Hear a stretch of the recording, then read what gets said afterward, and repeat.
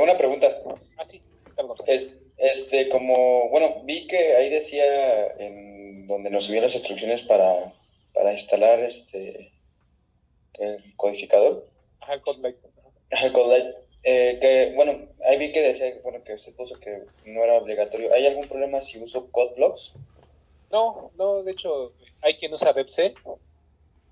No hay ningún problema. Nada más les decía que es un poco ventajoso a la hora de hacer la depuración. Pero uno puede usar con el que uno se acostumbre. De todos modos, el C que usamos, el C++, es la versión 17. Todos los compiladores casi usan esa versión. Okay. Entonces, no vas a tener ningún problema de compatibilidad. O yo lo puedo correr. De hecho, yo uso CodeBlocks y uso y aparte uso el de Visual Studio. Ok. Debe de correr en alguno. Sí, yo digo que sí. Bueno, Gracias, sí. profe. Ok. Bueno, pues sí, vamos a dar inicio a la reunión. Permítanme un momentito nada más.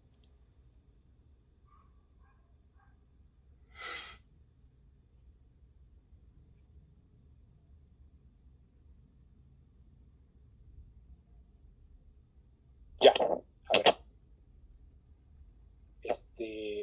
Bueno, pues el objetivo de esta reunión básicamente es presentarles los conceptos básicos y precisamente darme cuenta más o menos de cuáles de ustedes se han tenido un acercamiento a la programación, manejan conceptos de lo que realmente se ve en las máquinas y cuáles no, o sea, cuáles de plano sí no han realizado este tipo de actividades.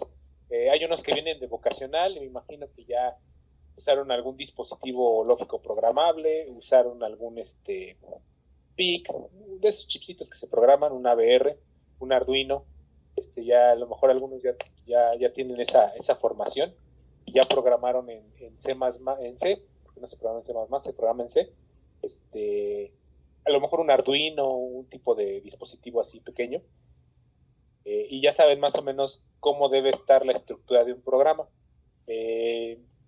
Curiosamente, a lo mejor el grupo que me pidió o que me comentó que ya tiene experiencia, pues hay conceptos de esta presentación que les voy a dar que no tenían. Entonces, pues estaban en lo correcto ustedes. Sí es necesario hacer un repaso de la programación estructurada para que se familiaricen o puedan recordar, pues que ya lo sabían, puedan recordar las estructuras y puedan recordar cómo se programaba de forma estructurada. Ahorita voy a explicarles esto de estructurada, no estructurada, objetos, es lo que es el objetivo de la presentación. Y ya somos 29. No estoy haciendo tiempo, nada más estoy comentándoles para qué es esta presentación y que les va a servir porque hagan de cuenta que esto es una visión desde arriba, ¿no? O sea, esto es ver mi panorama general. Estoy viendo desde un dron la escuela, ¿no? Estoy viendo qué es lo que voy a ver, dónde están las unidades, cuáles son los conceptos y cuando lo estemos programando les voy a decir, ¿se acuerdan que les dije que había un concepto así y así? Bueno, ahorita lo estamos aplicando. Esto es lo que estamos escribiendo y es lo que se les dio en la introducción. Entonces, pues espero que lo entiendan. Esta serie de presentaciones, pues sí es importante. Les voy a compartir pantalla, no sé si ya la vean. Sí, así me ya. Okay. Pues el título es Conceptos básicos de la programación orientada a objetos. Lo ideal es que relacionen todo lo que les voy a decir ahorita con lo que estén programando y lo van a relacionar en algún momento. Si en algún momento se pierden o quieren hacer una observación, una pregunta, un comentario, me pueden interrumpir, no hay ningún problema. Además, a veces levantan la manita esta que dice aquí, y yo les hago caso. Estaría bien eso porque luego no me fijo quién hizo la pregunta y luego se la respondo a otra persona, ¿no? O así me pasa, no los estoy viendo. Entonces, sería bueno que me levantaran la manita si tienen alguna pregunta, observación o si quieren que les repita algún concepto. Yo aquí voy a estar, permítanme un momento, estar anotando quién quién me preguntó qué, para pues tener una idea, ¿no? De cómo están. Esto me sirve también de diagnóstico, ver cómo andan esto de los conceptos de la programación. Me parece que nada más han tenido una materia de este tipo. Algunos ya, no sé si estén en recurso y ya tengan un poco más de experiencia en estos conceptos. De mi parte, yo nada más he tomado fundamentos de programación, profesor. Ok. Diego, ¿hiciste aplicaciones en C? Sí, bueno, sí.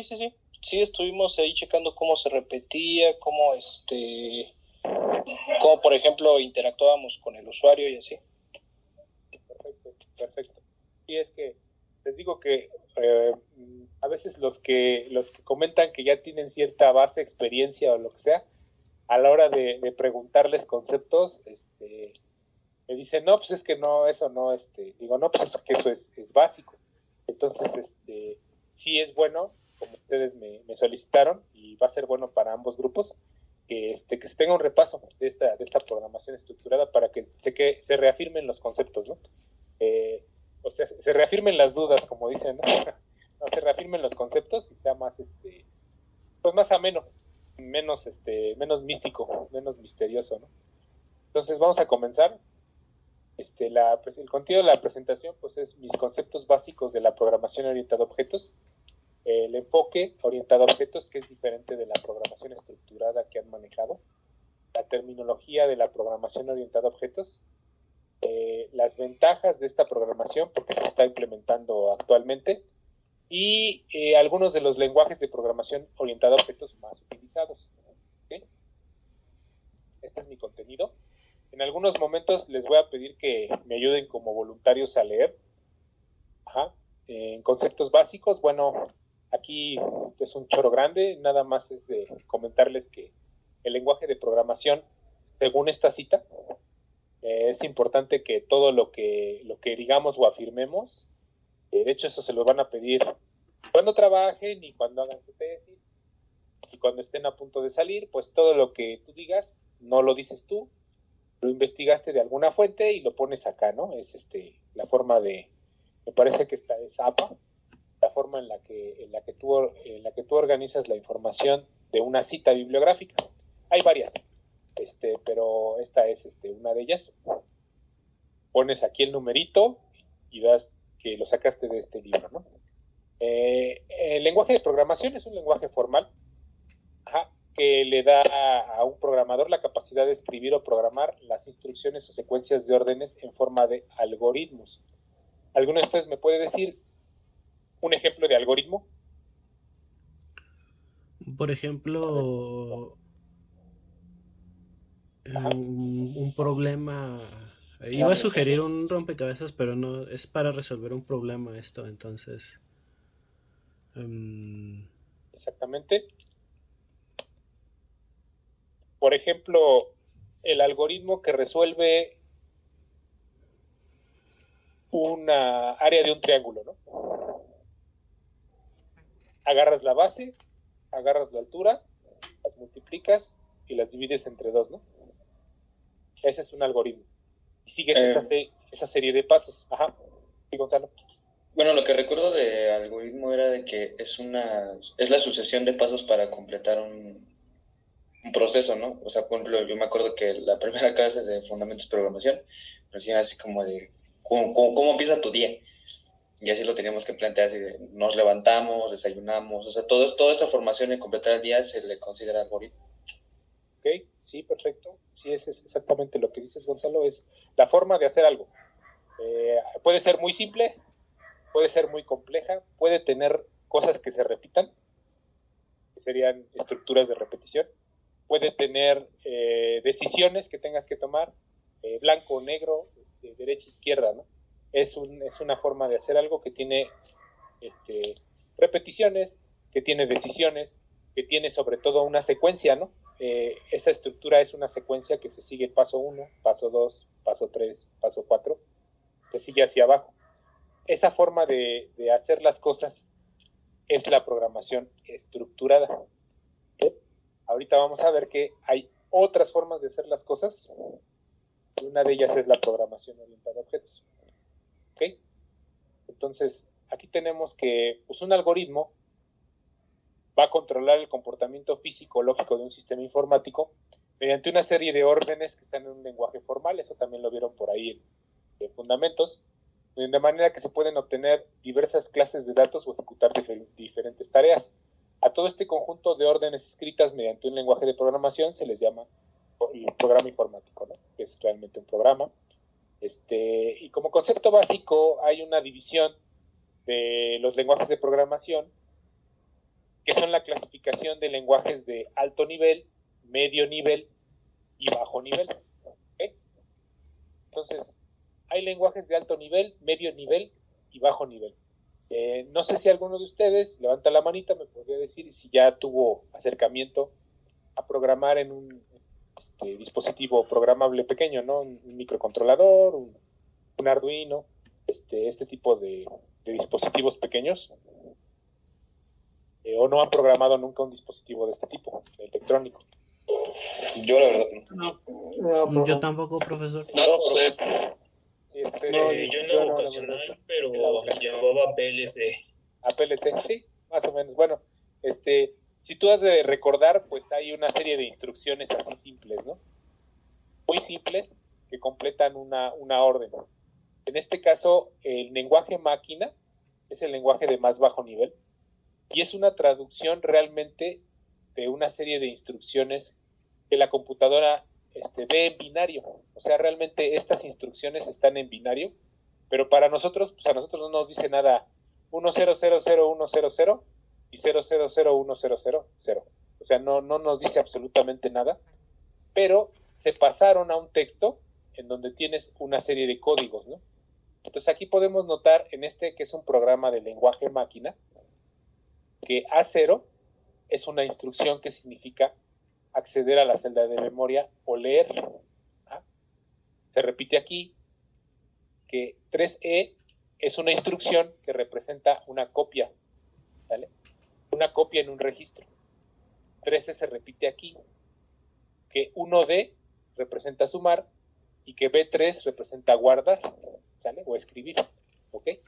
Entonces aquí nos concentramos en el lenguaje máquina y vemos que A02F representa acceder a la celda de memoria 2F, o sea, A0 leer 2F. Luego queremos copiar ese registro, copiar el registro o lo que acabamos de leer en el registro 1 de la ALU. ¿Sí saben qué es la ALU? No, profe. No. Las computadoras que usamos, todas las computadoras que usamos, de escritorio, laptops y todo, están construidas bajo una arquitectura. La arquitectura es la forma de organizar las piezas de la computadora. Ajá. Esta arquitectura se llama von Neumann, en honor al científico que la diseñó. Y lo que te especifica la arquitectura von Neumann es que vas a tener una parte que es el procesador de la máquina. ¿Ah? Vas a tener en ese procesador algo que se llama unidad aritmética lógica, ¿sí? Y vas a tener en ese procesador registros que son lugares de memoria que me van a permitir hacer operaciones rápidas. Entonces, la arquitectura von Neumann está conformada por un procesador que tiene una ALU, una memoria de acceso rápido, ajá, y un almacenamiento que también puede ser un disco duro, ajá, un almacenamiento que deja fijas las cosas, ¿sí? Esa memoria es de acceso dinámico, es la llamada RAM que le dicen. Ajá.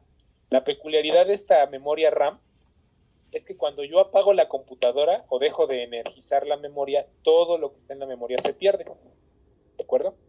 Es una memoria de acceso aleatorio, por eso se llama Random Access Memory, es RAM, ¿no? Entonces ven que de repente dicen, no, pues mientras más RAM tenga tu computadora, mejor funciona, ¿no? Es porque en realidad en la computadora, todo lo que estamos viendo aquí en esta presentación y lo que estamos viendo en nuestra pantalla de la reunión, se está cargando en la memoria RAM. Mientras más RAM tenga, menos va a batallar la computadora, ¿ok? De acuerdo. Entonces, La ALU, la unidad aritmética lógica, es la que se encarga de recibir cantidades pequeñas, ¿sí? Por ejemplo, en un PLC, un microcontrolador, recibe 2 números que se almacenan en registros y ella hace las operaciones matemáticas. Se llama unidad aritmética lógica. Otra parte del procesador recibe esto y lo procesa y todo, ¿no? Y lo procesa. Entonces, aquí el lenguaje máquina me está diciendo que yo tengo una cantidad almacenada en 2F, que lo voy a copiar al registro 1 de la ALU. ¿Por qué? Porque las cantidades se deben de copiar de la memoria fija, o sea, un disco duro, a la memoria de la ALU. Copio el registro 1 de la ALU, luego vuelvo a acceder a lo que está en la localidad 30, que tenía un número en 2F y un número en 30, lo saqué y los puse en la ALU. Y luego los sumo. Es el estilo más o menos que se tiene cuando ustedes lleguen a programar, a lo mejor en un semestre futuro, lleguen a programar un dispositivo de estos. Así se hacía antes, ¿no? Por eso el auge de los famosos Arduinos, porque lo que hicieron fue pasarnos de este lenguaje, o más bien de este lenguaje que es el nivel de mnemotécnicos, es cuando ya se hacen abreviaturas, a un lenguaje de alto nivel, como lo que nosotros programamos en C. Entonces nosotros ya podemos programar nuestro Arduino en un lenguaje de alto nivel, pero sigamos aquí, ¿no? Entonces, lo único que hace este código es sacar 2 números, ponerlos en la ALU, en la unidad aritmética lógica, sumarlos y guardarlos en la localidad 31. Ajá, es lo único que hace. Ahora, aquí lo estamos viendo lo mismo, pero a nivel mnemotécnico. ¿Qué se hizo? Para facilitar las cosas, estos códigos, porque yo tendría que tener aquí mi lista de códigos para saber qué carajos está pasando, ya tienen una palabra en inglés que los identifica. Un código en inglés. Entonces este ya es un lenguaje nivel medio, ya es un lenguaje que usan mnemotécnicos, donde hay traducciones para A0, hay traducciones para 3E y hay traducciones para 1D. Por ejemplo, aquí tenemos la palabra en inglés leer, aquí la de registro, o sea, carga el registro, y aquí 1D es sumar. Entonces ya se hace más sencillo leer un programa de este tipo, así con estas pequeñas mnemotécnicos: leer, registro, sumar, escribir en la posición 31 el resultado, ¿no? Se fijan, pues ya es más natural, ¿no? Ahora, todo esto está hecho en lenguaje de alto nivel. Todo esto está en lenguaje de alto nivel en una sola instrucción. ¿Sí? Resultado es igual a dato 1 más dato 2. Y se acabó. Entonces, pues, se fue facilitando la programación, se fue haciendo más legible. Bueno, creo que acá el compañero... Ok, no querías decir nada, ¿verdad, compañero? ¿Acabas de entrar? Disculpe, ¿a quién habla? José Carlos.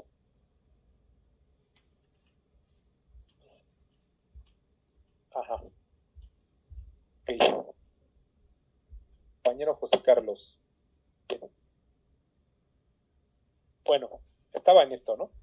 Quiere decir que ya se facilitó la programación de un nivel bajo de lenguaje máquina a un nivel alto, en donde ya tenemos aquí pues, una suma más legible, más fácil de codificar, y lo que nos permitió este avance es ya hacer cosas más interesantes o un nivel de abstracción ya más alto para poder hacer programas más complejos, ¿sí? Estos son los lenguajes de alto nivel que se manejan, algunos. Tengo unos nombres aquí. Fortran significa traductor de fórmulas, es un programa que usaron los científicos, Formula Translation se llama. Después siguió el Pascal, el nombre del científico de Blaise Pascal. Después siguió C, que desarrolló los laboratorios Bell. Y después siguió C++, que es la adaptación de toda la teoría de orientada a objetos en C. O sea, digamos que es un parche de C. creado por un tipo llamado Bjarne Stroustrup, parece que polaco. Después está Cgato, que es la versión de C++ de Microsoft. Esta versión, pues la ventaja que tiene es que todos los lenguajes de programación que desarrolló Microsoft, que empiezan con Visual, o sea, Visual Studio, Visual C, Visual C++, todos esos, tienen un ambiente de programación aparte. Son herramientas de programación. Entonces, Microsoft hizo su propio C++, le puso Cgato, que tiene ciertas diferencias con el C++ que conocemos. Después tenemos un programa que se usa únicamente en lugares bancarios, que es COBOL. Se llama Common Business Oriented Language, o sea, lenguaje orientado a negocios. Y la diferencia de este lenguaje con los otros es lo mismo, es un lenguaje de alto nivel estructurado, pero tiene tipos de datos muy grandes. ¿Qué quiere decir? En los bancos a veces se utilizan cantidades muy grandes para hacer ciertas operaciones. Entonces, C++, Cgato, Fortran son suficientes, por ejemplo, ponerle 32 bits, por ejemplo, a un dato, o 64. COBOL permite manejar una longitud de datos más grandes, me parece que de 64, y por eso es usado en aplicaciones bancarias. Después está Lisp y Ruby, son lenguajes recientes orientados a objetos. Ruby ya es orientado a objetos. Está Basic. Basic es uno de los lenguajes estructurados que Microsoft trató de incorporar al mundo, digamos. Tú comprabas una computadora de las IBM PC, de las super básicas. Ya creo que a ustedes ya no les tocó nada de eso. Pero había lo que trató de hacer Microsoft es incorporar un lenguaje de programación a su sistema operativo.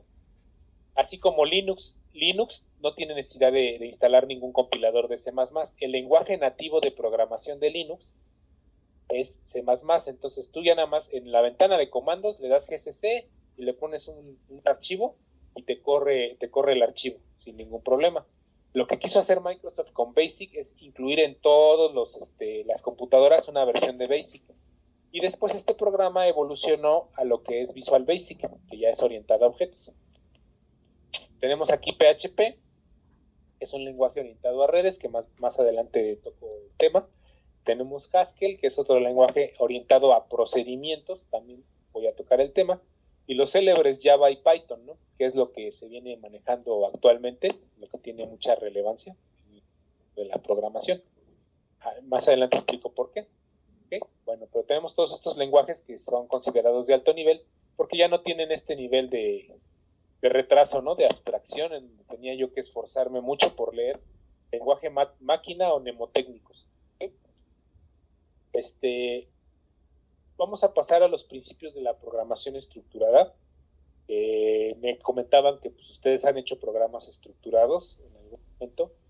Estos están propuestos por Bourne y Jacopini, y los principios de esta programación eran los siguientes. Ellos nos decían que todos los programas podrían ser escritos utilizando solo 3 instrucciones de control. Por ahí les voy a preguntar algo con respecto a esto. ¿Ok? ¿Qué instrucciones de control? Bueno, la secuencia, que es lo que comentaba el compañero Gonzalo, se hace las cosas en un orden, ¿no? Paso 1, paso 2, paso 3, paso 4. Aquí tenemos el concepto de sentencia del lenguaje C. Si se fijan, todas las instrucciones de C tienen que terminar con un molesto punto y coma, que siempre nos deja como que el error, ¿no? Porque siempre se nos olvida ponerlo. Entonces siempre nos saca errores de que se nos olvidó el punto y coma. ¿Okay? A excepción de los casos en donde pones tú una instrucción de decisión o una instrucción de repetición. Esas, si se fijan, no llevan punto y coma. ¿Okay? Esas instrucciones de secuencia con punto y coma nos dicen que C es un lenguaje que se llama imperativo. ¿Qué quiere decir? Que está constituido por órdenes, ¿no? Por sentencias. Entonces todo lo que ustedes vean con un punto y coma es una sentencia o orden, y las cosas que vean sin punto y coma se les dicen declaraciones, como lo que ponemos hasta arriba, ¿no? Que es las librerías y todo eso son declaraciones. Estas son sentencias. ¿Sí? Después tenemos instrucciones de decisión, nos parte el programa, quiero rojo, si quiero negro, si quiero derecha, izquierda, o es el if, el if else y el switch case, ¿ok? Y instrucciones de repetición, que es simplemente para poder realizar una actividad muchas veces. Ajá. Estas instrucciones de repetición, no sé si por ahí alguno de ustedes pueda comentarme si en la clase de fundamentos llegaron a utilizar o a programar una matriz de datos. ¿Sí saben qué es una matriz de datos? Sí, profe. O sea, llegaron a hacer una estructura que tiene filas y columnas, como tipo tabla de sí, Excel. Sí, ahí poníamos el número de columnas y renglones, se podría decir. Sí. Y ya ya la pantalla negra nos expulsaba una matriz de AC de 3x2, de 3x3 y así. Así es. ¿Y cómo se hacía? Se hacía con dos instrucciones de repetición o bucles anidados. Eran dos for, uno que recorría las columnas y otro que recorría los elementos de las filas uno por uno. Así es como se hacía una matriz. Y ya tú le ponías de qué lo quieres, ¿no? De chile, de dulce, de mole. Tú le ponías 3x2, 2x3, las dimensiones que tú quisieras. Y podrías hacer incluso un arreglo de matrices. O sea, si tú anidas un for adentro de otro for, tú tendrías, por ejemplo, yo quiero 3 matrices de 2x2. Entonces tendría primer índice que corre 3 veces, mi segundo índice que corre 2 veces, y mi tercer índice que corre 2 veces. Tengo 3 matrices chiquitas de valores de 2x2. Ajá. Ese se llama arreglos de muchas dimensiones. En este caso, los más de 2 dimensiones pues ya serían multidimensionales. ¿Sí? Se puede hacer, o sea, realmente no lo prohíbe el lenguaje. Eso lo podían hacer desde C. Y son las instrucciones de la programación estructurada. ¿Ok? Entonces, para no irme ahora sí que irme lejos, lo que proponían estos señores con la programación estructurada es que hubiera instrucciones de secuencia, decisión y repetición. Quitar el uso de la sentencia goto o de saltos a etiquetas. Esto lo propuso el señor. Ahorita actualmente un programador que te vea un programa que tenga la sentencia goto se infarta, ¿no? Como que le da algo, ¿no? Aire y se tiene que sentar porque ya no aceptan el uso de esta sentencia, que pues en ciertos casos es perfectamente válida. Por ejemplo, se me ocurre que en un caso, no sé si ustedes han manejado el concepto, el compañero que anduvo en vocacional y sí programó dispositivos físicos, el concepto de interrupción. ¿No sabes a qué se refiere ese concepto? Bueno.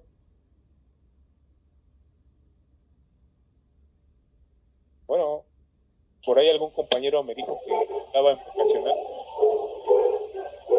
No, pues creo que no se acuerda. Creo que no se acuerda, ya se durmió. Ok. Bueno, ¿qué era una interrupción? Hagan de cuenta que mi procesador está trabajando, ¿no? Y de repente, independientemente de lo que esté haciendo, va a haber un sensor que esté detectando la temperatura de mi procesador. Y detecta que es mayor a cierta temperatura, la computadora se apaga. No sé si les ha llegado a pasar. A mí no. ¿No? A mí sí, no. Una computadora vieja. Sí, en las computadoras viejas, por ejemplo, en algunos modelos de los procesadores de AMD, se calentaba terrible, y sí se apagaba el procesador, se apagaba la computadora. Y pues uno decía, ¿qué onda, no? Si tiene batería y todo. No, pues era la temperatura del procesador. Y eso se alambraba por hardware, se le decía control alambrado. Ajá. ¿Por qué? Porque era una línea era un cable que venía desde el sensor y que interrumpía cualquier cosa que estuviera haciendo el procesador. ¿Sí? Cualquier cosa. No importa qué estés haciendo, qué tan crítico, me vas a eliminar todos los procesos y me vas a cerrar. Entonces, esa es una interrupción y es más o menos lo que se puede dar, el uso que se le puede dar a la sentencia goto. Por ejemplo, si tenemos una anidación, un proceso muy grande, ¿no? Algo muy pesado que se esté haciendo, que incluya varias cosas. Y de repente sucede un evento que quiero que haga que pare todo. Tengo una secuencia de 5 ciclos de repetición, uno adentro del otro. Esa sentencia goto sería crucial, porque si quiero parar todo, pues sería un poco complicado salirme de un ciclo y luego regresarme al otro ciclo, y luego regresarme al otro ciclo y luego decirle que salga, ¿no? No, me pone una sentencia de ese tipo y se escapa de todos los ciclos y se va a cierta parte del programa, ya termina, ¿no? Es el único ejemplo en el que podría ser válido, ¿sí?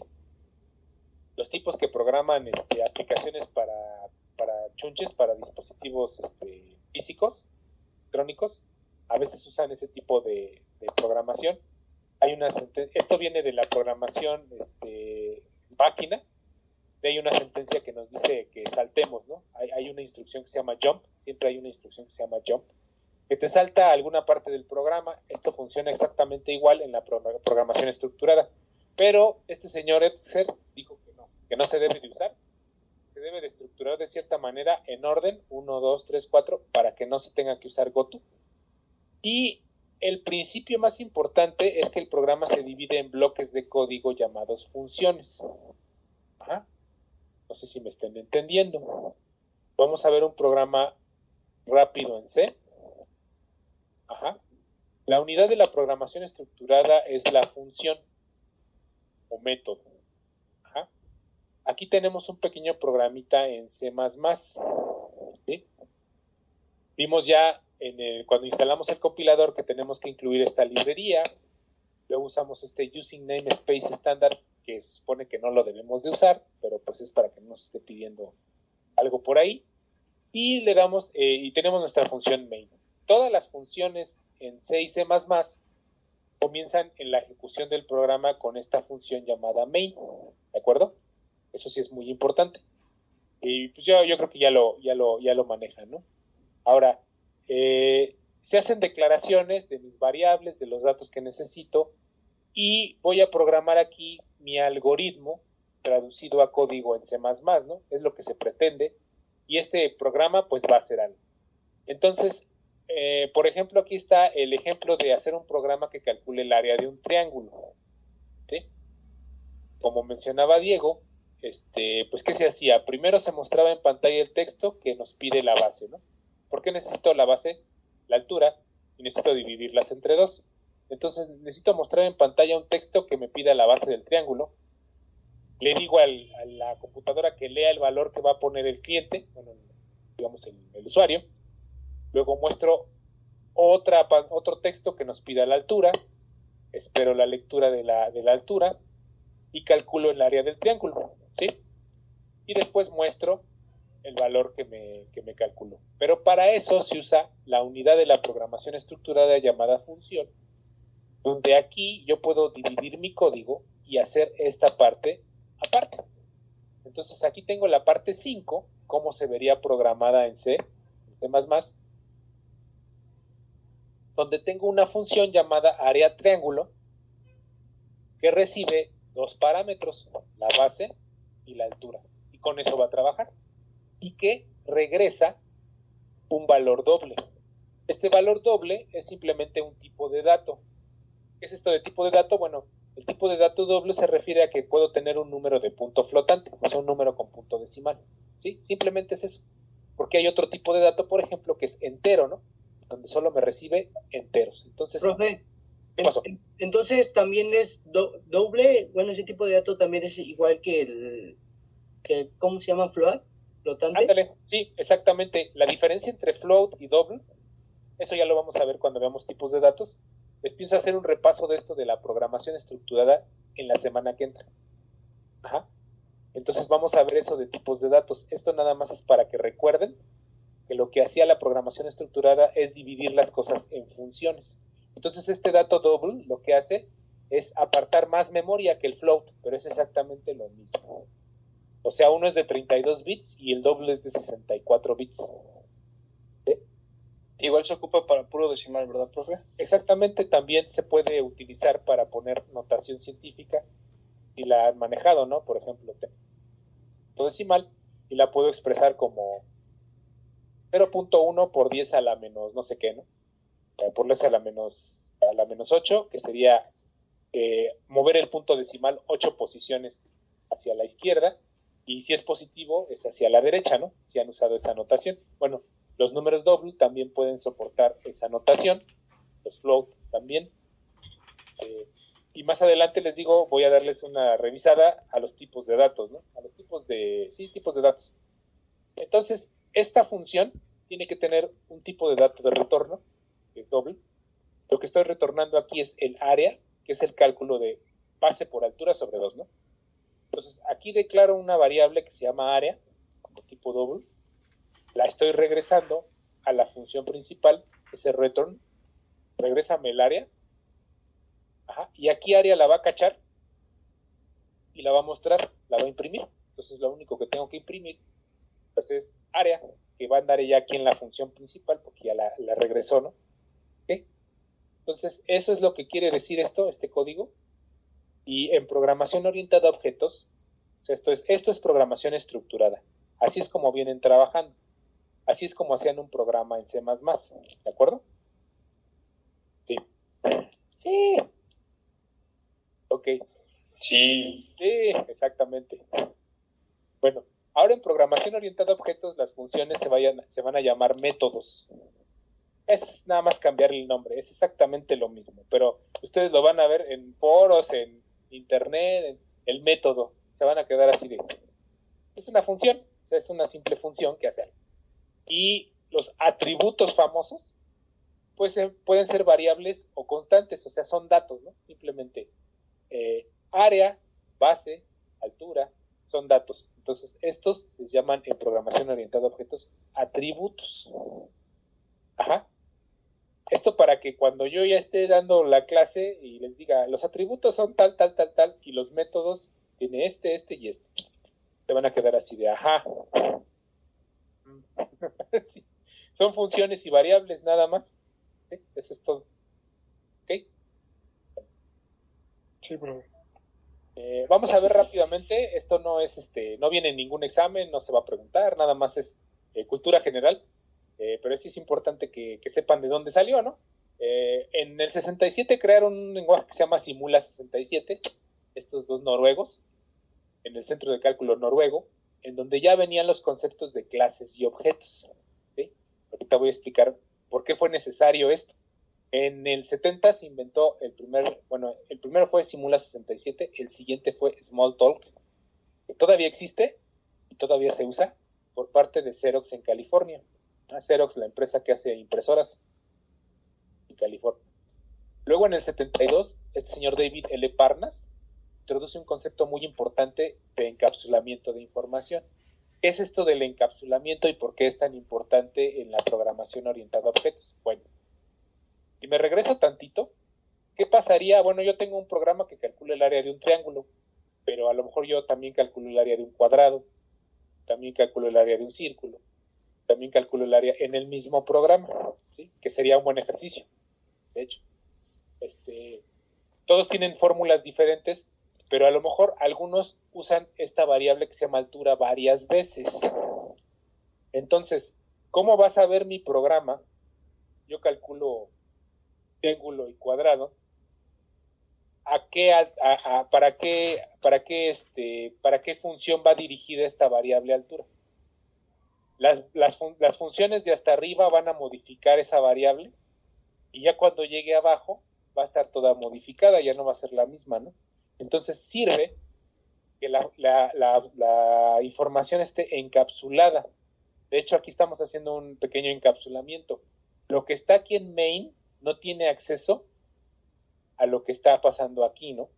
Por ejemplo, yo no puedo mandar llamar algo de lo que pase acá, no lo puedo mandar llamar aquí, a menos que lo regrese. ¿Sale? ¿Quedó claro eso? Sí, profe. Sí, Sí, profe. más o menos. Sí, profe. A ver, no sé si Diego me quisiera repetir qué dije. ¿Yo, profe? Sí, por favor. Ahí más o menos qué dije. Bueno, y básicamente lo que usted está diciendo es que, por ejemplo, ahí dio un ejemplo de que si nosotros queremos ocupar varias veces en este caso, no sé, la altura o la base, o lo que... Ajá. Lo que pasa, lo que tendríamos que hacer ahí es un encapsulamiento para que podamos ocupar esa variable, ahora sí que pues, varias veces, así sin que, por ejemplo, si no hiciéramos eso, pues, digamos, ponemos, no sé, en este caso, exacto, o agarraría la misma, por ejemplo, agarramos la base, le ponemos un valor de 5 y la vamos a ocupar otra vez esa base en otro ejercicio y va a tener el mismo valor de 5. Y va a quebrar, exactamente. Sí, es exactamente lo que dije. Gracias, Roque. Ya estás, sí, profe. Estás participando. Sí, está bien. Es lo que dice su compañero. Realmente no nos sirve que la información esté desperdigada en main, porque la pueden modificar otras funciones, y nos sirve ese encapsulamiento, ¿no? Entonces, este señor se dio el concepto de encapsulamiento que ya está presente en la mayoría de los conceptos de la programación orientada a objetos. ¿Ok? Bueno. Ok. Entonces, en 1980 crean una versión de Smalltalk que se llama Smalltalk 80, que ya incorpora todos los conceptos de la programación orientada a objetos, que son los que les acabo de mencionar aquí arriba. Y en paralelo, un señor que se llama Villarno Structup de AT&T, si le suena, amplió el lenguaje C para crear C++. Le hizo un parche para que soporte programación orientada a objetos, mientras que Brad Cox y el equipo de la corporación Stepstone creaban Objective-C. No sé si ya no oído hablar de Objective-C. No. Es en el que programa la gente de Mac. O sea, es como la competencia, ¿no? O sea, es un lenguaje que se hizo para que fuera nativo de las Macintosh. En realidad se creó en esta empresa. Es el lenguaje de los ricos. De los ricos, exactamente. Es un tipo de C, tiene toda la estructura de C, pero desarrollados por ellos, ¿no? O sea, por estos cuatro. Entonces es en lo que programan. Y bueno, sigue la historia, ¿no?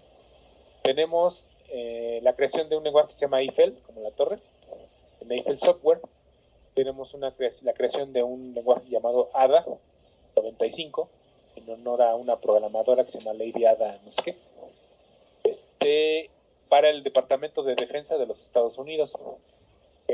Todos estos ya son orientados a objetos. Se creó el famoso Delphi, que ya está cayendo en desuso. Delphi era en realidad una versión de Pascal, de los primeros lenguajes de programación estructurada que existieron, pero que ya incorporaba la orientación a objetos, ¿no? En el 96 surge Java en Sun Microsystems, y bueno, ya se populariza mucho lo que es con este lenguaje principalmente, se popularizó lo que es la programación orientada a objetos. Y actualmente se le considera el paradigma más exitoso en aplicaciones extensas y con múltiples objetivos de diseño. ¿Qué quiere decir esto?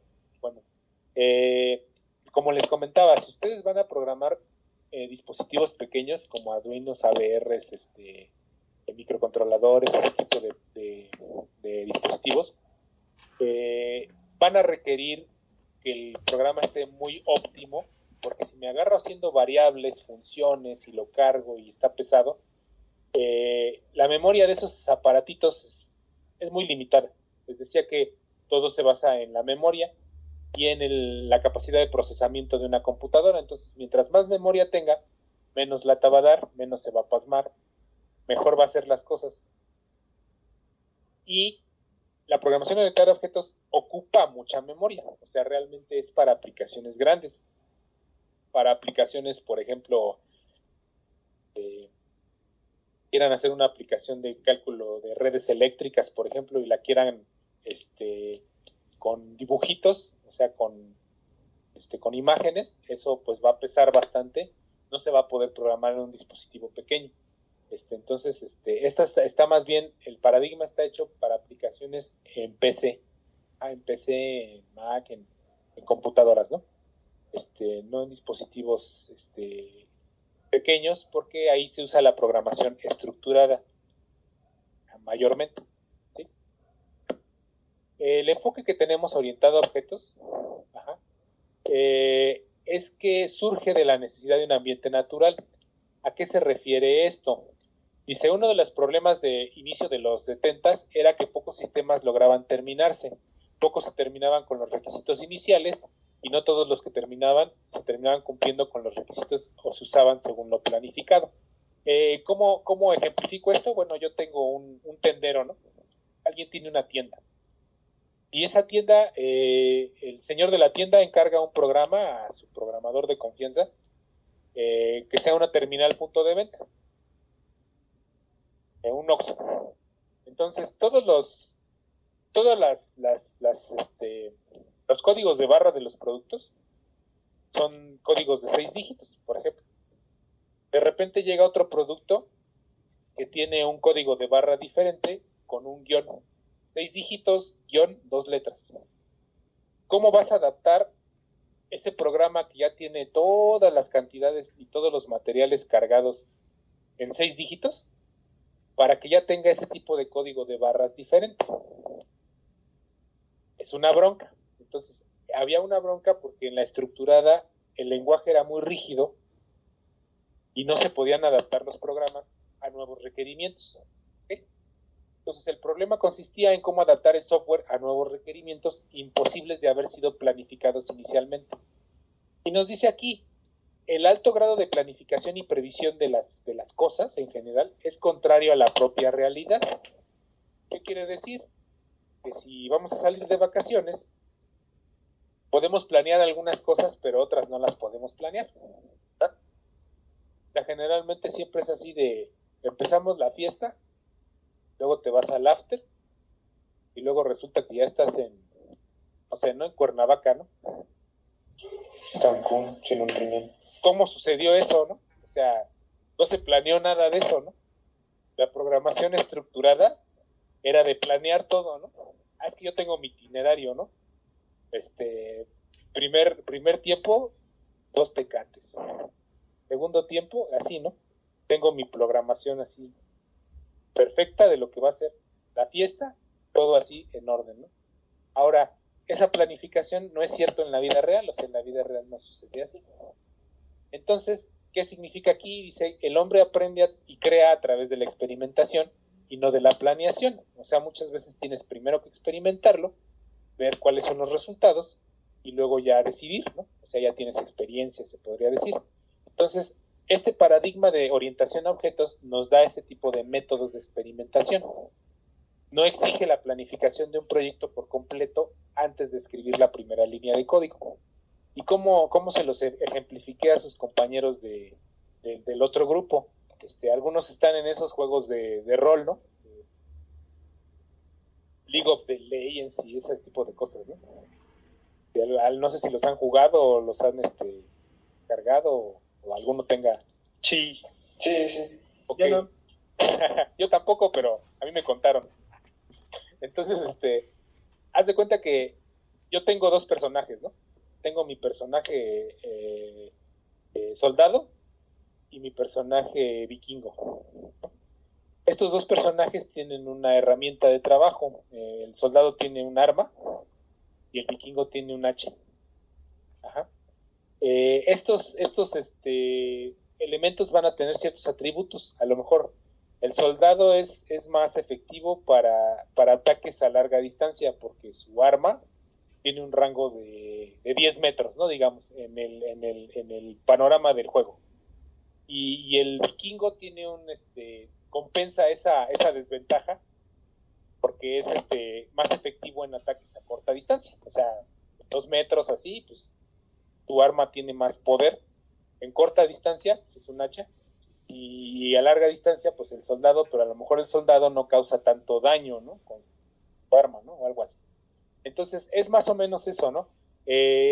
Lo que se hacía era, en programación estructurada, yo para programar ese juego, tendría yo que primero declarar al soldado, diseñar el arma del soldado, después declarar al vikingo y diseñar el arma del vikingo, ¿no? Con sus atributos y todo. Eso es lo que yo haría en estructurada. en orientado a objetos lo que me permite hacer es imaginarme, bueno, yo ahorita estoy trabajando sobre el hacha, el vikingo. No tengo que diseñar todo lo demás, o sea, simplemente puedo empezar a programar las funciones del hacha, ¿sí? Y no tengo que hacerlo en orden. Entonces no me permite tener esa flexibilidad en la que no te exige una planificación al 100%, y a su vez me permite hacer modificaciones al programa original, que en estructurada pues era muy rígido, ¿no? Era muy difícil de modificar. Entonces, por eso surgió la programación orientada a objetos, porque necesitábamos un ambiente de programación natural, como se observan las cosas en la naturaleza. ¿Ok? Bueno, de acuerdo. Entonces, el enfoque de programación orientada a objetos, este paradigma, es una idea propuesta por estos noruegos que les dije, este señor David L. Parnas, del encapsulamiento, y Jarn Structup, que es el que diseñó C++, y sigue en general los siguientes principios. Nos dice que aunque se siguen algunas reglas de la programación secuencial, los programas no necesariamente se estructuran de manera secuencial, es lo que les comentaba, ¿no? O sea, no necesariamente tengo que hacerlo en pasos, 1, 2, 3, 4. Puedo empezar desde el final, ¿sí? Porque se me ocurrió primero el final, como a los libros de, ¿cómo dicen este señor? Stephen King. Dicen que este señor primero escribe el final y luego desarrolla el principio. Así más o menos esta es la idea de lo que nos puede permitir la programación orientada a objetos, aunque sí sigue algunas reglas de la programación secuencial. O sea, heredó estas reglas de C, ¿no? Pero en realidad hay lenguajes que sí los puedes escribir de pies a cabeza o de cabeza a pies, no hay ningún problema, ¿no? Ahora, se rige bajo los principios de diseño basado en ocultamiento de información, ya les había mencionado de este señor David Parnas, ajá, y se basa en 4 principios que son conceptos que vamos a ver y que digamos que se aplican a cada una de las cosas que van a escribir en código, que es abstracción, encapsulamiento, que ya dijimos que es, herencia y polimorfismo, ¿vale? Más adelante les voy a explicar cada uno de ellos, y cuando esté escribiendo código voy a estar diciendo, aquí estamos aplicando la herencia, estamos aplicando el polimorfismo. Ahora, el programa se concibe como una colección o comunidad de objetos que interactúan entre ellos. Con sus datos, veamos que eran atributos, recuerdan que aquí en la función los datos se llamaban atributos y las funciones se llamaban métodos. ¿Okay? Aquí estamos. Ajá. Entonces, los objetos tienen sus datos, sus propios datos, atributos y sus comportamientos específicos o funcionalidades específicas. ¿Sí? ¿Entiende eso bien? Sí. ¿Sí? Sí. Va a quedar más claro con una lámina adelante. Miren. Aquí tenemos el programa orientado a objetos escuela. Ajá. Entonces nosotros estamos definiendo a un director que tiene atributos, que tiene funciones. Ajá. O sea, ¿qué atributos puede tener el director? Bueno, pues que es el que gana más, ¿no? Puede tener que, no sé, que es el que tiene más grado de estudios. Otro atributo, no sé, que es el que está mejor vestido, ¿no? Puede ser, ¿no? ¿Y qué funciones tiene? Porque serían los métodos. ¿Qué métodos tiene? Bueno, pues el director es el que hace vinculación con otras universidades o con otras escuelas. El director es el que va a las pláticas. El director es el que tiene sus funciones, ¿no? Tenemos aquí un subdirector, tenemos la Contraloría con sus funciones de que pues, la Contraloría se encarga de qué, ¿no? De que es nóminas, todo eso, ¿no? Tenemos la Sociedad de Padres de Familia, que es los que se encargan de quejarse, así, algo así, ¿no? O a sugerir cosas que son esenciales en la escuela, o dedicarse a identificar las fallas pues no sé, ¿no? De algo que esté en la escuela, se le pregunta a la sociedad de padres. Tenemos un coordinador académico, un coordinador de tecnología, un coordinador de servicios educativos, secretarias, intendentes, el velador, docentes académicos, docentes de tecnologías, aquí andamos, los prefectos, la trabajadora social, el bibliotecario, el médico, que casi nunca está, la enfermera, ¿ok? Entonces los atributos sería que no estuviera, digo, las funciones, bueno, no, las funciones sería que estuviera, que te diera atención médica, los atributos, pues es que siempre anduviera de blanco, ¿no? Siempre anda con una bata. Entonces, a eso se refieren estos conceptos, ¿no? A eso voy. ¿Se entendió? A ver, no sé si le pudiera preguntar a algún compañero, por ejemplo, aquí, a ver, la compañera Sharet. Sí, profe. Ok. Entonces, si entendiste a qué se refiere este programa escuela en el enfoque de la programación orientada a objetos. Lo que acabo de decir, básicamente, ¿qué le entendiste que estoy comentando? Que bueno, que por ejemplo va como o sea, los conceptos pues más importantes como en la escuela, pues el director con sus atributos, o sea, de jerarquía. Después los que van pues debajo de él y que hasta cierto punto, bueno, es que, bueno, por lo que yo ya conozco de la programación orientada a objetos, pues son los atributos característicos, pero que al mismo tiempo como que heredan o algo así, ¿no? Sí, más adelante ahorita toco eso. Pero pues en general que son, bueno, como características de cada uno, como la sociedad de padres de familia, algo así había dicho, de que son encargados de ciertas cosas y así. Eso más o menos entendí. Sí, esa es más o menos la idea, o sea, cada uno de estos sería un objeto en un programa orientado a objetos. Cada uno tendría un nombre, cada uno tendría unas funciones específicas, a qué se dedican, y atributos. Atributos. Por ejemplo, el médico pues, siempre estaría vestido de bata, ¿no? Siempre lo verías de blanco. Los docentes a lo mejor tendrían que estar uniformados de cierta manera, no sé, tienen ciertas funciones, exacto. Entonces, ese es el enfoque de la programación orientada a objetos, precisamente. Gracias. Y pues aquí lo podemos ver de una manera, en un ejemplo más, pues más claro, ¿no? Más específico. Tenemos una clase, ahora ya les estoy dando nombres de las definiciones de orientado a objetos, que son vehículos automotores terrestres. Esto quiere decir ¿qué dice el nombre? Vehículos que tienen su propio motor, que viajan por tierra, ¿sí? Dentro de esta clase podemos observar que podemos hacer subdivisiones. Podemos ver que en realidad esta es una clase compuesta, una clase que tuvo que tener características de otras clases anteriores a esta, que tuvo que haber definido una superclase, que sería la clase papá, la clase abuelito. Abuelito de todas estas clases es vehículos. Es la primera clase que tuvo ciertas características que te las pasa a la otra subclase que se llama automotores. Entonces, estarían haciendo una clase llamada vehículos automotores.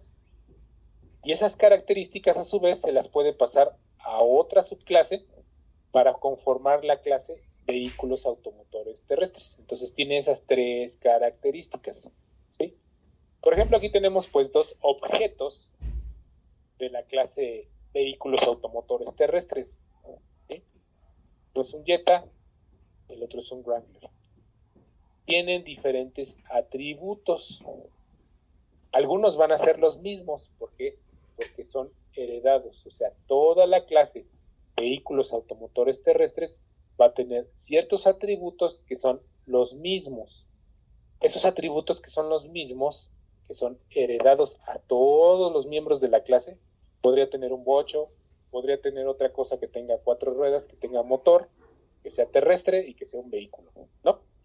Por ejemplo, otra clase que fuera vehículos sin ser automotores, pues no sé cuál sería, no sé si me pudiera decir, Ever, por ejemplo. un vehículo terrestre que no sea automotor. Pues contarían los patinetes, ahorita que están de moda. Una patineta, exactamente, una bicicleta, algo así, ¿no? Sí. Papatín. Los patines. Así, los patines.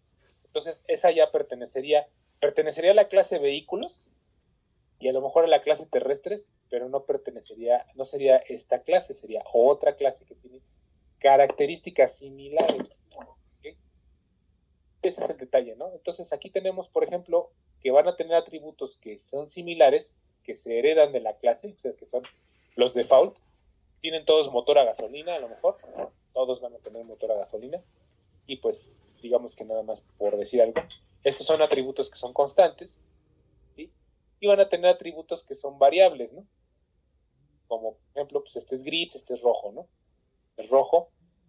Ambos tienen 4 ruedas, ese es un atributo constante que comparte con la clase. Y también tienen atributos constantes que no comparten con la clase, sino que son atributos del propio objeto. Por ejemplo, este se le puede llamar sedán mediano y a este se le puede llamar camioneta todoterreno. Ajá. Entonces, esos serían sus atributos y tienen métodos. ¿Qué son métodos? Lo que hace. O sea, el objeto lo que realmente hace. Ajá. Que son las funciones, en realidad. Entonces, tenemos aquí que va a haber métodos que sean similares, o sea, métodos propios de la clase.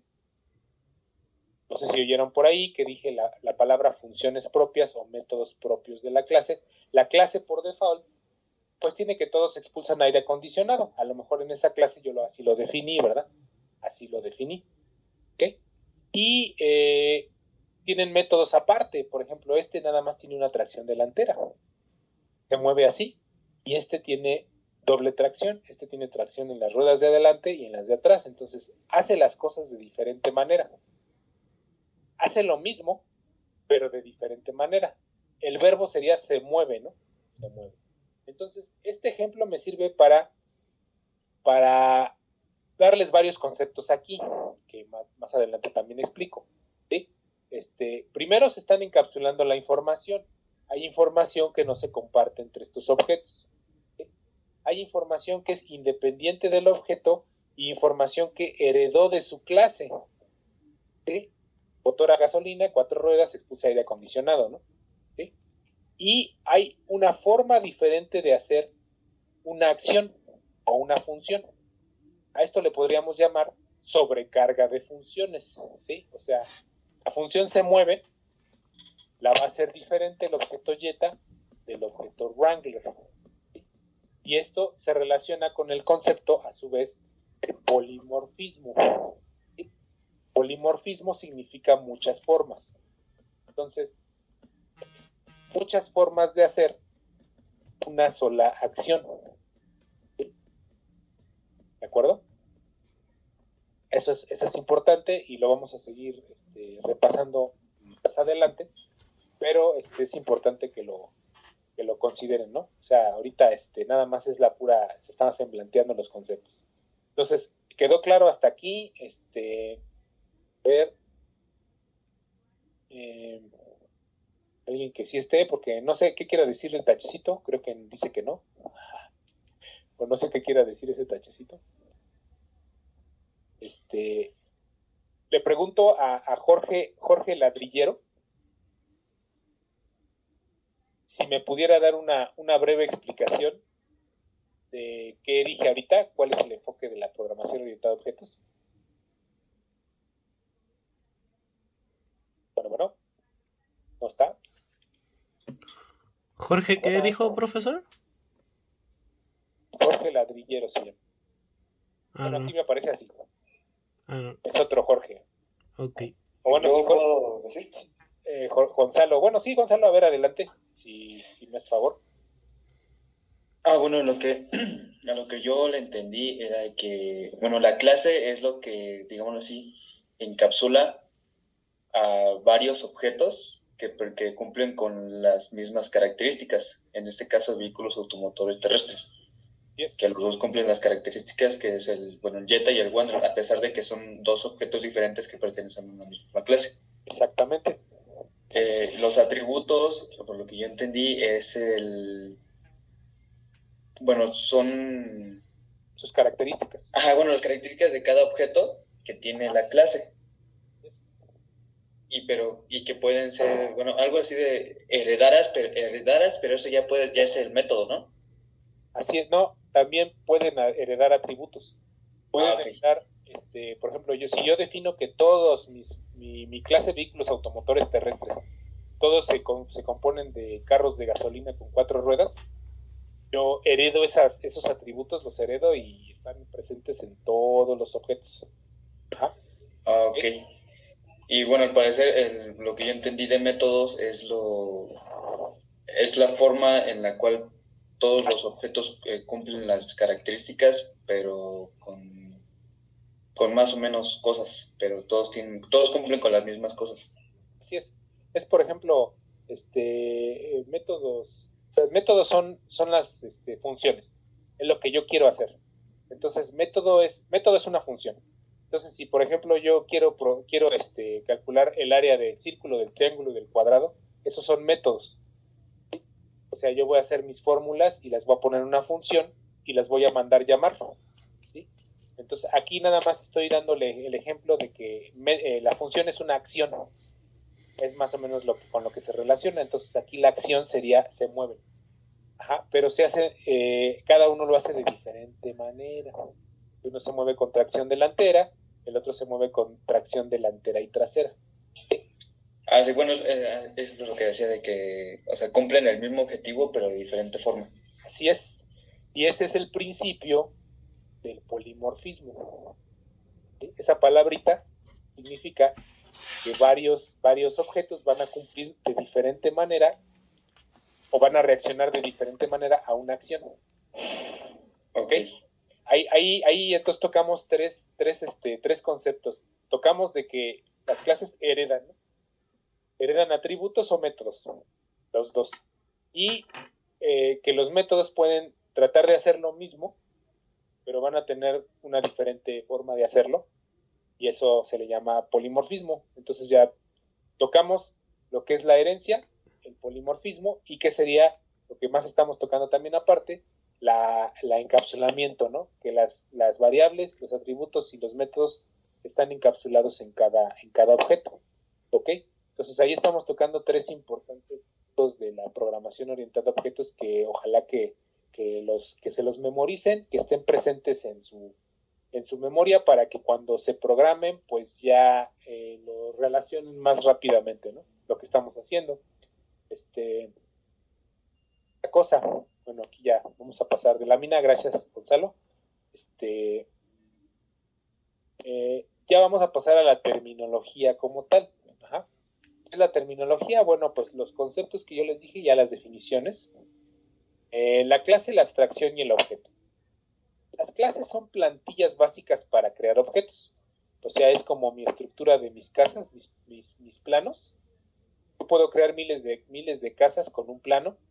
La clase es mi plano, es mi plantilla para crear objetos. Y esta posee una colección de atributos y métodos. Ya vimos que son los atributos y los métodos. Los atributos son sus características y los métodos son la forma en la que hacen las cosas o las cosas que hacen. Al proceso de clasificar la información que deberá tener un objeto de una clase, de atributos y métodos, es decir, diseñarla correctamente, se llama abstracción. O sea, ya estamos tocando aquí el principio de abstracción que yo les mencionaba acá arriba. ¿Sí? La abstracción, el encapsulamiento, la herencia y el polimorfismo. Creo que ya los tocamos todos. La abstracción es cómo me imagino yo que debe de ser la clase. En este caso, yo me imaginé que podía existir una clase vehículos automotores terrestres y que podría tener estos atributos y estos métodos. A eso se refiere la abstracción, nada más a imaginarnos cuáles serían las características y qué funciones va a tener mi objeto. ¿Sí? Por ejemplo, hacer la abstracción en los personajes que les comenté, el soldado y el Kingo, pues es básicamente eso, imaginarse qué funciones todos va a hacer el soldado, Kingo, y qué atributos van a tener. Más o menos salud, más o menos resistencia, no sé, tipo de personaje, tamaño, a ese tipo de cosas hay que hacer la abstracción para ver cómo se va a diseñar esta clase, y a su vez esta clase me va a crear pequeños objetos o muchos objetos a partir de este modelo clase, ¿no? Entonces esa es la idea, ¿sí? Ahí toco tres conceptos, que es la clase, la abstracción, cómo voy a hacer mi clase, y el objeto. El objeto básicamente pues es un derivado de la clase principal. ¿Sí? Ahora, el encapsulamiento, ya hablamos de él. Al comunicarse los objetos entre ellos, a menudo crean situaciones en las que se podrían modificar sus atributos o métodos de forma no autorizada, lo que puede perjudicar las facultades del objeto, ¿no? Entonces, los objetos, si se van modificando las variables del objeto y si no están protegidas, pues van a hacer otras cosas que no. El encapsulamiento protege la información de los objetos de accesos no autorizados, ¿sí? Entonces, para esto, se definen datos y métodos, o sea, atributos, métodos, que pueden ser públicos, privados o protegidos. Y de hecho estas tres palabras en inglés forman parte de las palabras reservadas de C++. Public, private and protected. Entonces, con esas palabritas vamos a declarar las cosas de nuestra clase que van a estar protegidas, privadas, que se pueden acceder desde la función main, que serían públicas. ¿Sale? Ok. ¿Va? Creo que sí se está entendiendo. Bueno, el polimorfismo ya también lo tocamos un poco. Refiere a que existe una funcionalidad específica, acción o método, que quiero que la realicen varios objetos, pero cada objeto lo va a realizar de forma diferente. Aunque, es cuando la misma acción se les pide a varios objetos, pero yo entiendo que como los objetos pueden venir de clases diferentes o ser diferentes o tener características diferentes, puede ser que la realicen de forma diferente, ¿no? A esto se refiere el polimorfismo. Y les digo que la forma de aplicar el polimorfismo, pues es cuando sobrecargo funciones, ¿no? ¿Y qué es eso de sobrecargar funciones? A lo mejor yo hago una función que se llame suma, pero no es lo mismo sumar dos números reales que sumar dos números imaginarios, ¿verdad? ¿Están de acuerdo? O sea, en el número imaginario tiene parte real y parte imaginaria. Cuando yo sumo dos números imaginarios, yo tengo que sumar parte real con parte real y parte imaginaria con parte imaginaria, y me sale un número como de tipo 3 más 12i. 12i es la parte imaginaria y 3 es la parte real. ¿De qué otra forma se representan los números imaginarios? No sé si recuerden, no sé si los hayan usado. Bueno, yo sí lo sé, pero no recuerdo. Ok. Tienen una representación también en coordenadas, o sea, se pueden representar como una parte que tenga parte real y la parte imaginaria como un ángulo. ¿Sí? Se le llama representación polar de un número imaginario. Está medio rara. Hay una fórmula para convertir de forma que le dicen la forma normal o forma rectangular que le dicen a la forma polar, ¿sí? Se va de uno a otro. Entonces, a lo mejor yo programo un objeto que trabaje la suma de números imaginarios con la forma convencional, que es la forma rectangular, y a lo mejor programo otro objeto que los convierta a forma polar y que los opere forma polar. Entonces, yo ahí estoy haciendo que dos objetos me respondan, o sea, que hagan lo mismo, pero que me respondan de manera diferente. Es un ejemplo, ¿no? Es un ejemplo de lo que podría ser el polimorfismo en un programa. Okay. Ahora, tenemos el concepto de herencia, también ya lo tocamos un poco, y se aplica cuando ciertas características inherentes de una superclase padre se heredan a una subclase hijo, aunque esta tendrá sus diferencias en atributos y métodos, o sea, sí pueden tener atributos diferentes y métodos. Es similar a la herencia entre padres e hijos, ¿sí? O sea, sí se entiende eso, ¿no? Creo que queda claro con el diagramita. No sé si tengan hasta aquí alguna pregunta, duda, comentario. Profesor. ¿Qué pasó? En esta parte que usted mencionó de la clase de padre, son heredadas a lo del hijo, ¿se podría considerar que es una función que se hereda a otra? Yo puedo heredar tanto atributos como métodos. Acuérdate que ahora ya a las funciones les vamos a decir métodos y a las variables les vamos a llamar atributos. Entonces yo puedo heredar tanto una cosa como la otra, ¿no? O sea, a lo mejor heredo los ojos azules, la nariz, o sea, es ese tipo de abstracción, ¿no? Más o menos. Entonces, no sé si me hayas comprendido, si puedo heredar solamente funciones, a lo mejor las tomo las funciones de un objeto y no uso para nada sus atributos, a lo mejor nada más me interesan las funciones. Y puedo heredar a lo mejor nada más los atributos. ¿Sí? De hecho, como se maneja la herencia en C++, es que básicamente se copia la clase se copia en el objeto. Uno puede a lo mejor no agregarle otro tipo de atributos al objeto y ya sería ya podría decirse que es una clase heredada de ese objeto. Pero ya no tienes que volver a escribir todo el código, ¿sí me entiendes?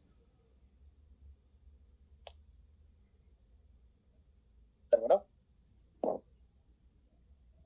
Bueno. Sí, un poquito, profe. Sí. O sea, yo hago una casa, tengo los planos de una casa, tipo, no sé, de un fraccionamiento.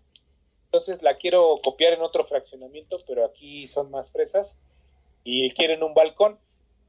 Entonces mi casa original no tiene balcón en la ventana. Entonces yo no tengo que copiar todo digamos que no tengo que modificar o no tengo que volver a escribir el código de la casa, simplemente le puedo agregar esa función extra y ya estoy reutilizando el código, que es una de las ventajas también de la programación orientada a objetos. ¿Vale?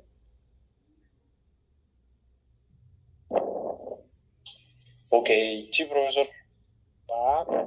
Ok, bueno, parece que está entendiendo bien. Yo creo que vamos a ver esta y aquí le dejamos. Tenemos la sobrecarga de operadores. Los lenguajes que soportan programación orientada a objetos está permitido definir nuevas funcionalidades a los operadores que ya existen en el lenguaje para tratar de manera especial cierta información o un nuevo tipo de dato o un objeto. Generalmente el número de operandos sobre los que actúa, la precedencia y la asociatividad original del operador no serán afectados. ¿A qué me refiero con esto? Volvemos al ejemplo de números complejos. Si yo le pongo a la compu dos números complejos, no me los va a saber sumar. Tengo que sobrecargar el operador más para decirle que en cierto contexto de objetos, o sea, cuando detectes un objeto que sea un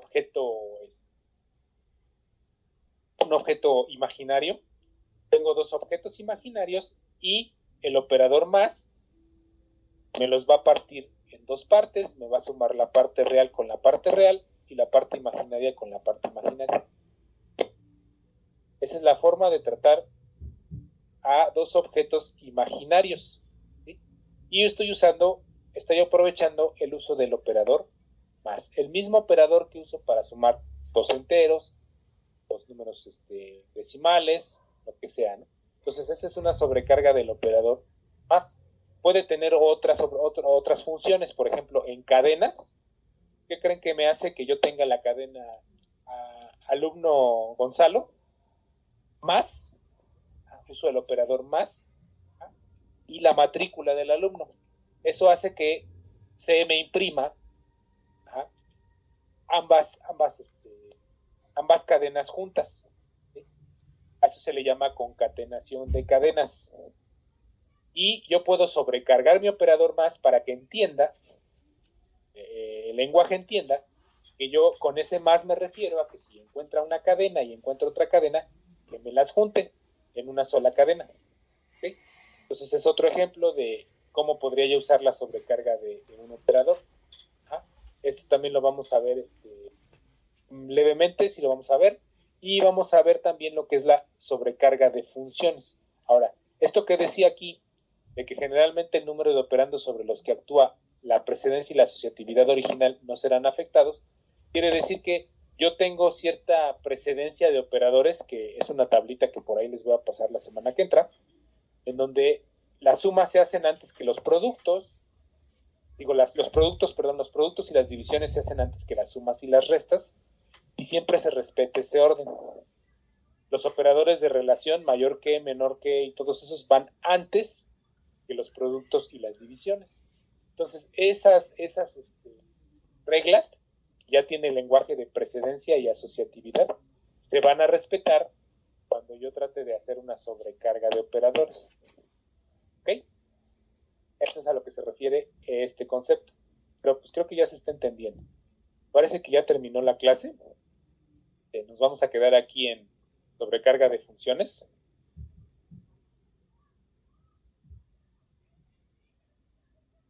Sí, profe. Sí, profesor. Más o menos ya se los emblanteé. Y ya continuamos entonces aquí donde nos quedamos en la clase que viene. Y terminamos esta parte y ahora sí, ya tratamos de hacer un repaso general de lo que es la programación estructurada, para que no les agarre eso la programación orientada a objetos. Se supone que ya se deben de dominar todos los conceptos de la programación estructurada, los básicos, para poder aplicar estos conceptos de la programación orientada a objetos. Algunos ya se los adelanté y les digo, simplemente el paso de una a otra es sencillo. Nada más hay que estar al pendiente de que lo estamos escribiendo de una manera correcta. Y ya, eso es todo. Entonces, vamos a seguir la siguiente clase. Muchas gracias por asistir, por participar. Y nos estaríamos viendo, bueno, aquí yo les voy a comentar, tentativamente tenemos clase el 22, si no hay ningún problema, la estaría dando, pero tengo algunas actividades administrativas, no sé si se me requiera ir a la escuela. Voy a ver, si no se me requiere, pues no hay ningún problema, tenemos la clase, yo les programo la clase y les aviso, por chat de WhatsApp les aviso y por correo. Si tuviera algún problema, pues yo les aviso temprano también que no va a haber clase y pues nos veríamos el lunes, ¿ok? Entonces, ¿estamos de acuerdo? Okay, sí, profesor. ¿Sí? Okay, bueno. Sí, profe, sin problemas. De acuerdo, pues muchísimas gracias a todos por participar y nos estamos viendo. Que tengan una bonita noche.